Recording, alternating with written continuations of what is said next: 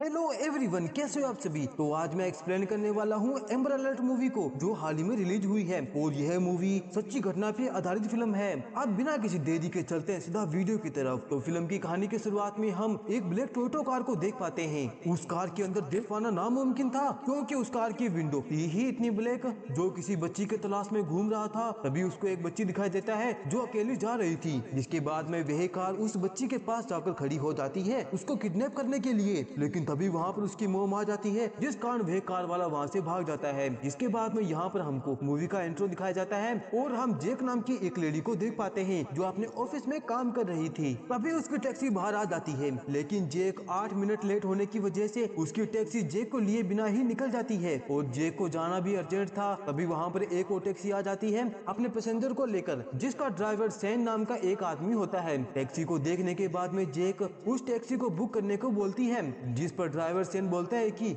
यह मेरी last ride थी, तो सॉरी मैम, मुझको अर्जेंट में कहीं पर जाना है, तो आप दूसरी टैक्सी बुक कर ले। लेकिन जेक को जाना भी अर्जेंट था, इसलिए जेक उसको किराए से ज्यादा पैसे देती है, जिस कारण सेन मान जाता है और जेक को लेकर निकल पड़ता है। जिसके बाद में यहाँ से सीन शिफ्ट होता है और हम एक फैमिली को पार्क में देख पाते हैं, मोनिका और उसकी माँ को। यहाँ पर मोनिका की माँ मोनिका की वीडियो बना रही थी, वही मोनिका की बेटी कार्लोट जो अपने भाई के साथ में हाइड एंड सी गेम खेल रही थी। वहीं पर कार्लोट एक पेड़ के पीछे छिप के काउंटिंग कर रही थी। तभी वहाँ पर हमें उसी कार को देख पाते हैं जो हमने मूवी के शुरुआत में देखी थी। वो कार्लोट के पास में आकर खड़ी हो जाती है, वो दरवाजा खोलती है। यहाँ पर हम एक डॉल को देख पाते हैं। वहीं पर मोनिका जब अपनी माँ से फोन लेकर वीडियो देखती है कि ठीक से बनी है या फिर नहीं, कार्लोट की माँ एकदम से शॉक रह जाती है, क्योंकि उस वीडियो के अंदर एक कार कार्लोट के पास में आकर खड़ी हो गई थी। अब जैसे मोनिका अपने पीछे मुड़ के देखती है, वहाँ पर ना ही कार्लोट थी और ना ही वो ब्लैक कार। इसके बाद ना मोनिका काफी घबरा जाती है और अपनी बेटी को चारों तरफ ढूंढने लग जाती है। यहाँ पर उसको अपना बेटा तो मिल जाता है, लेकिन उसकी बेटी नहीं मिलती।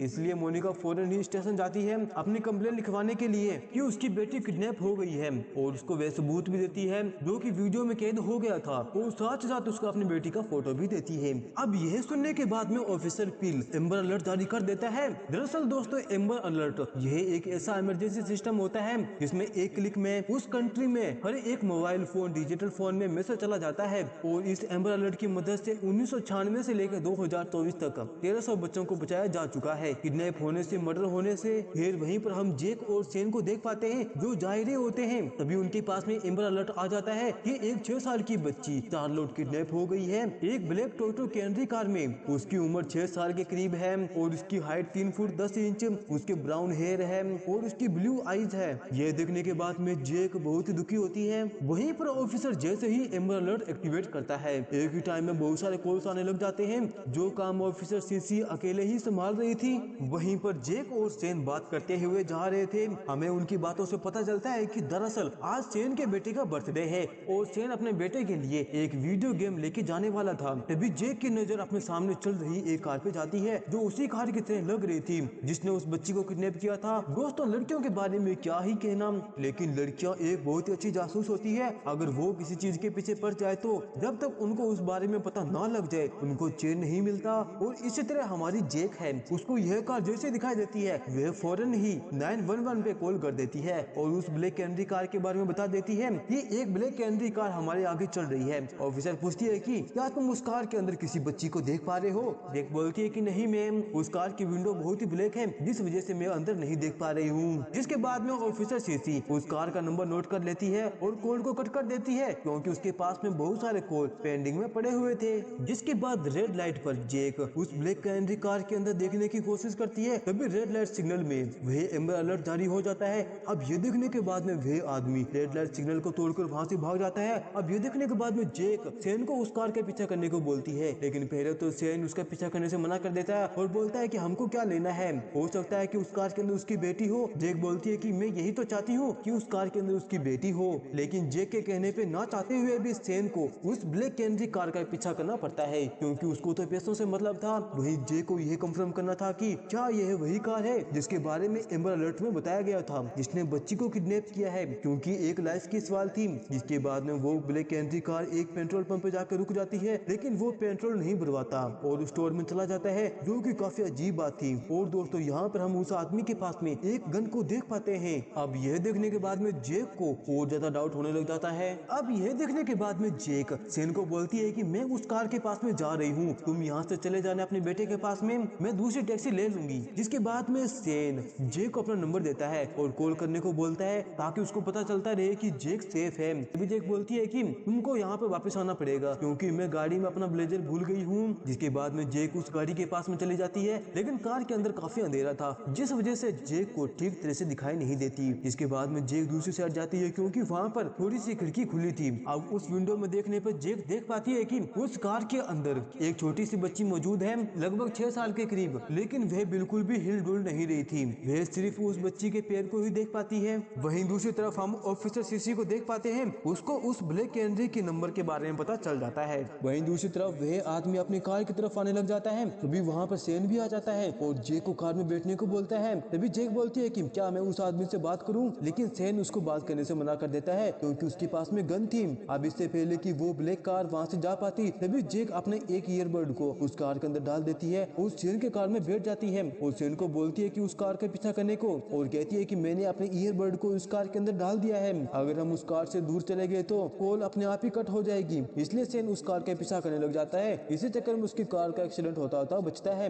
तभी उस आदमी के पास में एक कॉल आता है। वो आदमी बोलता है कि कमांडो विलियम 7178। जिसके बाद में वो आदमी एक नंबर बताता है, जिसको सुनने के बाद में जेक यह नंबर नोट कर लेती है। वहीं दूसरी तरफ हम पुलिस स्टेशन में चार्लोट की माँ को देख पाते हैं जो गुमसुम बैठी हुई थी। तभी कैप्टन बोलता है कि मिस ब्राइस, हमारे 911 कॉलर ने कार के नंबर को देखा है और अब हमारे पास में उस कार का नंबर है और हम एक नया एम्बर अलर्ट भेज सकते हैं। जिस पर मिस ब्राइस पूछती है कि आपको कैसे पता कि उस कार के अंदर मेरी बेटी है। जिस पर ऑफिसर बोलता है कि उस कॉलर ने बताया था कि बैक सीट पे एक बच्ची बैठी हुई थी जिसके ब्राउन बाल थे और वे बोल रही थी कि ये मेरे पापा नहीं है। जिस पर मिस ब्राइस बोलती है कि मेरी बेटी ने पीली ड्रेस पहन रखी थी, सफेद जूते और गुलाबी जुराब पहन रखी थी। कैप्टन झूठ बोलता हुआ कहता है कि हाँ, उसी ने यही बताया था। वहीं पर सेन जेक ये सब रिएक्शन देखकर एकदम से शॉक रह जाता है और बोलता है कि अगर ये वाकई सीरियस केस है और यह बच्ची किसी मुसीबत के अंदर है तो उसकी माँ बहुत ही किस्मत वाली है क्योंकि लाखों में एक तुम ही हो जिसने उस कार का पीछा किया। तभी वो ब्लैक कैनरी कार एक मोटर के पास में जाकर रुक जाती है। शायद उसको कहीं न कहीं शक हो गया था कि वो कार उनके पीछा कर रही है। अब ये देखने के बाद में सेन और जेक कार से नीचे उतरते हैं और अपनी गाड़ी की बम्पर खोलकर ऐसे जेट करते हैं कि जैसे कि उनकी कार खराब हो गई हो।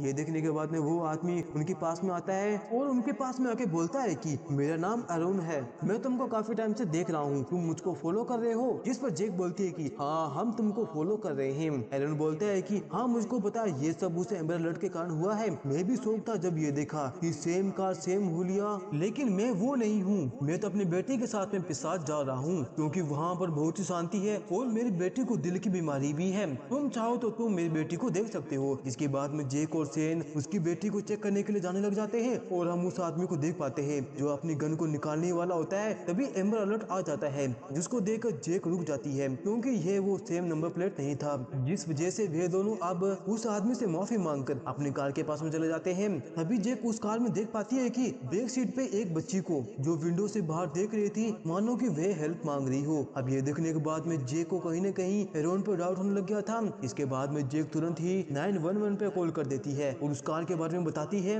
और बोलती है कि पहले वाले एम्बर अलर्ट में कोई भी नंबर प्लेट नहीं था। तभी ऑफिसर बोलती है कि थोड़ी देर पहले ही 911 कॉलर ने हमको नंबर प्लेट बताई है। जिस पर कंफर्म करने के लिए जेक पूछती है कि क्या उसका नाम एरोन था। जिस पर ऑफिसर बोलती है कि जी हाँ, एरोन ही था। जिसको सुनने के बाद में जेक फौरन ही सेन को गाड़ी घुमाने को बोलती है और उसका पीछा करने को कहती है। वहीं पर ऑफिसर कंफर्म करने के लिए पूछती है कि क्या आपने उस बच्ची को देखा है, प्लीज मुझको बताइए। जिसके बाद में जेक बोलती है कि मैंने उस बच्ची को तो नहीं देखा, लेकिन उसके पैर को देखा है, सफेद जूते और गुलाबी जुराब। अब ये सुनने के बाद में ऑफिसर सीसी एकदम से शॉक रह जाती है क्योंकि इसके बारे में उन्होंने किसी को भी नहीं बताया था। वहीं पर जेक कंफर्म कर लेने के बाद में जेक सेन को उस गाड़ी के पीछा करने को बोलती है। अब ये देखने के बाद में एरोन अपनी गाड़ी से डोल को फेंक देता है जिस वजह से सेन की कार का एक्सीडेंट होता बाल बाल बचता है क्योंकि अब उस आदमी ने इनको वार्निंग दे दी थी कि अगर वे इनका पीछा करना नहीं छोड़ेगा तो वे उस बच्ची को फेंक देगा, जिस कारण अब ये एज गैप पे रुक जाते हैं। तभी जेक के पास में कैप्टन का कॉल आता है और बोलता है कि तुमने जो बताया वे एकदम से सही था।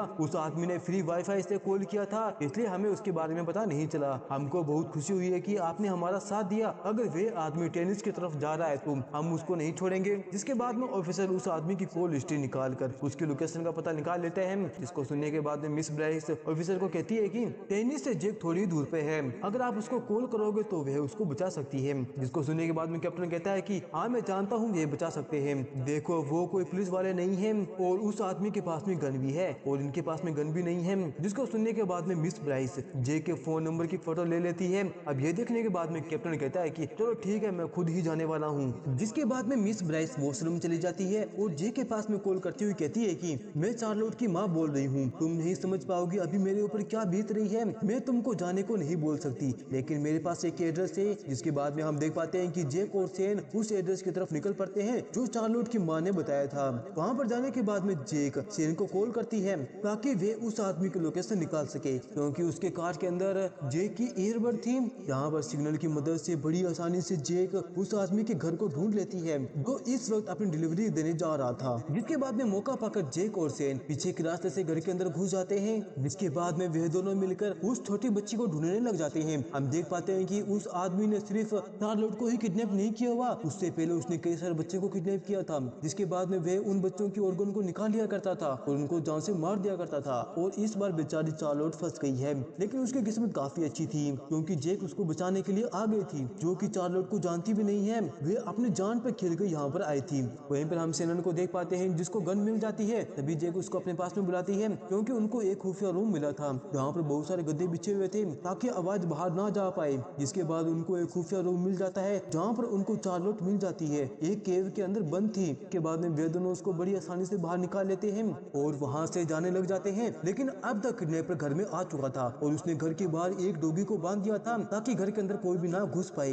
लेकिन वे डॉगी उन दोनों को जैसे ही देखता है वे भौंकने लग जाता है, जिस वजह से उस किडनैपर को उनके बारे में पता चल जाता है। अब ये देखने के बाद में जेक और चार्लोट एक रूम के अंदर छिप जाते हैं। वहीं पर सेन के ऊपर किडनैपर गन से गोली चलाता है, लेकिन अब सेन के पास में भी गन थी, जिस वजह से वे किडनैपर वहां से चला जाता है और पीछे के रास्ते से उस रूम में आता है। जिसके बाद में हम सिर्फ गन की आवाज को ही सुन पाते हैं। वहीं पर हम चार्लोट को देख पाते हैं जो बच्ची को लेकर वहां से निकलने वाली थी। तभी वहां पर किडनैपर आ जाता है जो पहले जे के हाथ पे शूट करता है। अब जिसके बाद में वे उसको जान से मारने वाला होता है, लेकिन तभी वहां पर कैप्टन आ जाता है और वे उस किडनैपर को शूट कर जान से मार डालता है, जिस वजह से अब उन दोनों की जान बाल बाल बचती है। तभी वहां पर हम सेनन को देख पाते हैं, यानी कि वे अभी जिंदा था। और अब हम इस मूवी के एंडिंग सीन में देख पाते हैं कि वह बच्ची अपनी माँ से मिल रही है। अब ये देखने के बाद में जेक बहुत ही खुश होती है। और इसी के साथ में ये प्यारी सी मूवी यहीं पर समाप्त हो जाती है। दोस्तों आपके मूवी कैसी लगी लाइक और कमेंट करके मुझे जरूर बताएं। जब तक मिलते हैं अगली वीडियो में, जब तक के लिए बाय बाय।